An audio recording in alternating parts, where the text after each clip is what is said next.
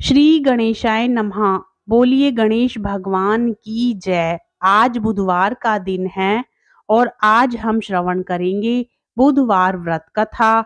मित्रों, बुधवार का दिन भगवान गणेश को समर्पित होता है। आज के दिन कुछ लोग व्रत भी रखते हैं, परंतु यदि आप बुधवार का व्रत ना भी रख पाएं और व्रत कथा श्रवण कर लें तो उससे भी आपको पुण्य फल की प्राप्ति बुधवार व्रत के बराबर हो जाती है। तो आइए आज हम बुधवार व्रत कथा, पूजा विधि, आरती और महत्व के बारे में जानेंगे। कथा को शुरू से अंत तक पूर्ण रूप से श्रवण करें, बीच में अधूरा ना छोड़ें। हिंदू धर्म में बुधवार का दिन भगवान गणेश को समर्पित किया गया है। ऐसी मान्यता है, जो व्यक्ति इस दिन सच्चे मन से विघ्नहर्ता गणेश जी की उपासना और उपवास करता है, उसके जीवन के सभी कष्ट दूर हो जाते हैं। इस व्रत के प्रभाव से व्यक्ति के जीवन में सुख शांति आती है। इस व्रत को 7 वार के जोड़े में करना फलदायी माना जाता है। इतना ही नहीं, बुधवार का व्रत करने से बुध ग्रह भी मजबूत होता है। आइए जानते हैं बुधवार व्रत की कथा के बारे में, पूजा विधि, मंत्र, महत्व और बुधवार व्रत से जुड़ी अन्य महत्वपूर्ण जानकारियों के बारे में। पौराणिक मान्यताओं के अनुसार बुधवार व्रत की शुरुआत किसी भी महीने के शुक्ल पक्ष के बुधवार से आप कर सकते हैं। हालांकि इस व्रत को शुरू करने के लिए सबसे शुभ समय वैशाख नक्षत्र युक्त बुधवार माना गया है। इस व्रत का पालन 7 या 21 बुधवार तक विधिवत रूप से करना चाहिए। आखिरी व्रत वाले दिन नियमानुसार उद्यापन करना चाहिए। ध्यान रहे कि पितृपक्ष में इस व्रत की शुरुआत नहीं करनी चाहिए। अब व्रत कथा श्रवण करते हैं। बोलिए श्री गणेश भगवान की जय। एक समय की बात है, समतापुर नगर में मधुसूदन नाम का एक व्यक्ति रहता था। उसका विवाह पास के ही नगर में बलरामपुर की रहने वाली संगीता से संपन्न हुआ।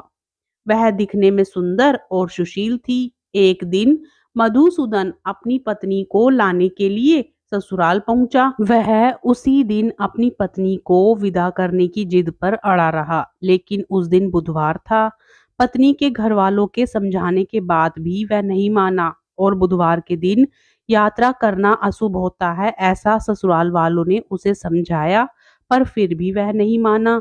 संगीता के घर वालों को उसे बुधवार के दिन ही विदा करना पड़ा। इस तरह वे दोनों बैलगाड़ी में बैठकर जाने लगे। कुछ दूरी तय करने के बाद रास्ते में बैलगाड़ी का एक पहिया टूट गया। फिर दोनों गाड़ी से उतरकर पैदल ही यात्रा करने लगे। इसी बीच संगीता को प्यास लगी। तभी मधुसूदन पानी लेने के लिए गया। जब वह पानी लेकर लौटा तो हैरान रह गया। उसने देखा कि उसकी पत्नी के साथ उसका कोई हमशक्ल बैठा है। पास जाकर उसने हमशक्ल से पूछा कि कौन हो।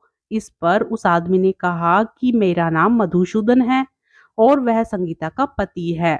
इस पर मधुसूदन भड़क गया और बोला कि ये झूठ है। असली मधुसूदन मैं हूँ। मैं ही संगीता का पति हूँ और मैं संगीता के लिए पानी लेने गया था। इस पर हमशक्ल ने कहा कि वह तो पानी लाकर उसने संगीता को पिला भी दिया। अब इनमें संगीता के असली पति होने को लेकर झगड़ा होने लगा। तभी उसी नगर के राजा का एक सिपाही वहां पहुंचा। उन्होंने संगीता से पूछा कि उसका असली पति कौन है, तो वह खुद ही दुविधा में पड़ गई। इस पर संगीता ने कोई जवाब नहीं दिया। फिर सिपाहियों ने उनको राजा के दरबार में पेश किया। पूरी कहानी सुनने के बाद दोनों को राजा ने जेल में डालने का आदेश दिया। घबराया हुआ मधुसूदन इसके बाद बुद्धदेव को याद करके उनसे मन ही मन क्षमा मांगने लगा।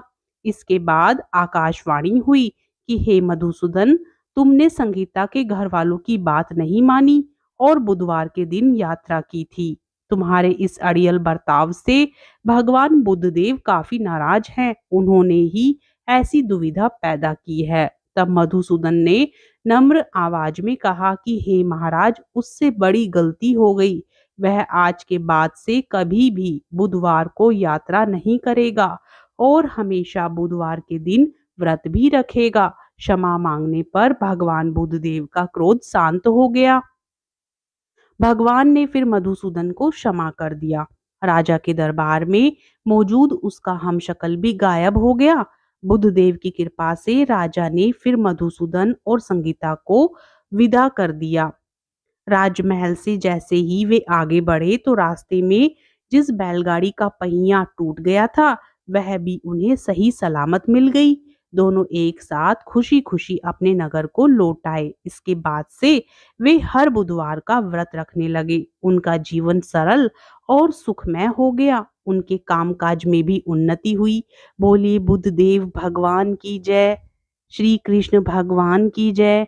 गणेश भगवान की जय। अब बुधवार की पूजा विधि के बारे में जान लेते हैं। यदि आप बुधवार का व्रत रखते हैं तो आपको किस विधि से पूजा पाठ करनी चाहिए। बुधवार के दिन सुबह जल्दी उठकर सबसे पहले अपने घर की सफाई कर लें। इसके बाद स्नान करके हरे रंग के कपड़े पहने। इसके बाद भगवान गणेश की पूजा करें। भगवान गणेश को धूप, दीप, कपूर, चंदन और फूल अर्पित करें। भगवान गणेश को दूर्वा घास अवश्य चढ़ाएं। भगवान गणेश के मंत्रों का जाप करें। गणेश जी की आरती उतारें। बुधवार व्रत कथा पढ़ना बिल्कुल भी ना भूलें। अंत में भगवान गणेश को लड्डुओं का भोग लगाएं। अब श्रवण कीजिए बुधवार व्रत की आरती। आरती युगल किशोर की कीजे, तन मन धन न्यौछावर कीजे। गौर श्याम मुख निरखन लीजे, हरि का रूप नयन भर पीजे। रवि शशि कोटि बदन की शोभा, ताहि निरखी मेरो मन लोभा। ओढ़े नील पित पट सारी, कुंज बिहारी गिरिवर धारी। फूलन सेज फूल की माला, रत्न सिंहासन बैठे नंद लाला। कंचन थार कपूर की बाती, हरि आए निर्मल भई छाती। श्री पुरुषोत्तम गिरिवर धारी, आरती करे सकल नर नारी। नंदन नंदन ब्रजभान किशोरी, परमानंद स्वामी अविचल जोरी। बुधवार व्रत के नियमों के अनुसार व्रत वाले दिन व्यक्ति को प्रातःकाल में उठना चाहिए। बुधवार व्रत कथा सुनने के दौरान बीच में आसन नहीं छोड़ना चाहिए। इस व्रत में पूरा दिन फलाहार करना चाहिए। शाम के वक्त पूजा के बाद एक वक्त का भोजन ना करें। बुधवार व्रत में मूंग की दाल का हलवा, दही या फिर हरी वस्तु से बने भोजन का ही सेवन करना चाहिए। इस दिन हरे रंग के वस्त्र, फूल और सब्जियों को जरूरतमंदों को दान करना चाहिए। ऐसी मान्यता है कि बुधवार के दिन इस मंत्र का जाप करने से व्यक्ति की सारी मनोकामनाएं पूरी हो जाती हैं। इस मंत्र का जाप कम से कम 108 बार जरूर करें। ओम एक दंताय विहाय वक्रतुंडाय धीमहि तन्नो बुद्धि प्रचोदयात्। ओम एक दंताय विहाय वक्रतुंडाय धीमहि तन्नो बुद्धि प्रचोदयात्। ओम एक दंताय विहाय वक्रतुंडाय धीमहि तन्नो बुद्धि प्रचोदयात्। ओम एक दंताय विहाय वक्रतुंडाय धीमहि तन्नो बुद्धि प्रचोदयात्। आपको आज की यह कथा पसंद आती है तो वीडियो को लाइक करें, चैनल को सब्सक्राइब करें, वीडियो को ज़्यादा से ज़्यादा शेयर करने के साथ ही कमेंट बॉक्स में श्री गणेश भगवान की जय, हर हर महादेव जरूर लिखें और इस प्रकार की कथाएं श्रवण करने के लिए चैनल को सब्सक्राइब जरूर करें।